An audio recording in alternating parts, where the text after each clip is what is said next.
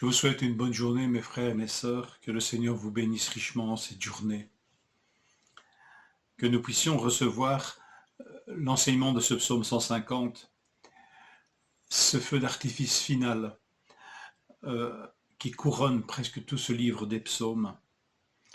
Louez l'Éternel, louez Dieu dans son sanctuaire, louez-le dans l'étendue céleste où éclate sa puissance.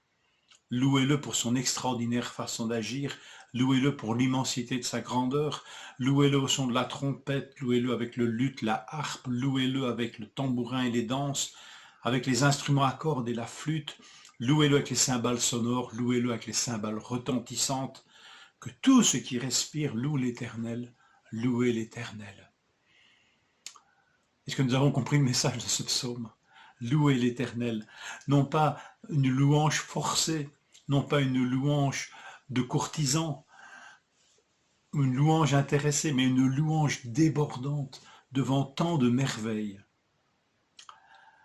Et le Seigneur nous exhorte à fixer nos regards et à lui adresser cette louange dans un sanctuaire à sa mesure. Louez Dieu dans son sanctuaire, louez-le dans l'étendue céleste où éclate sa puissance. Oui, l'univers, la création est ce sanctuaire extraordinaire où Dieu manifeste sa grandeur. Alors, l'étendue est un terme que l'on trouve dans le premier chapitre de la Genèse pour nous désigner en fait le firmament, ce que l'on appelle en français aussi la voûte céleste. Un terme architectural finalement, comme si le ciel, le firmament que nous voyons était solide, était une véritable voûte.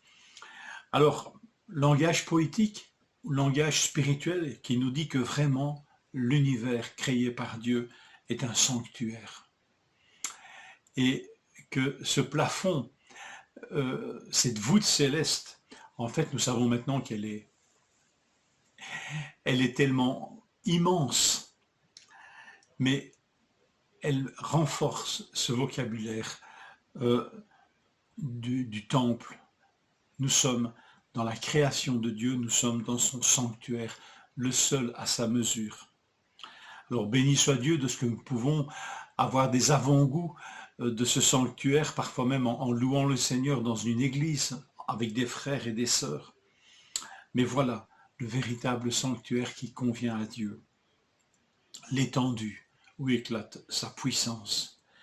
Et nous sommes tous exhortés à nous émerveiller de cette extraordinaire façon d'agir de Dieu.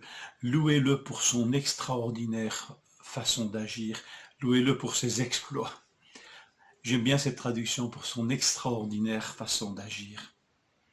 Que nous puissions louer le Seigneur, et là, les instruments y participent, et là, c'est les instruments qui sont les outils de notre joie, des outils au service de notre joie et de notre admiration pour Dieu.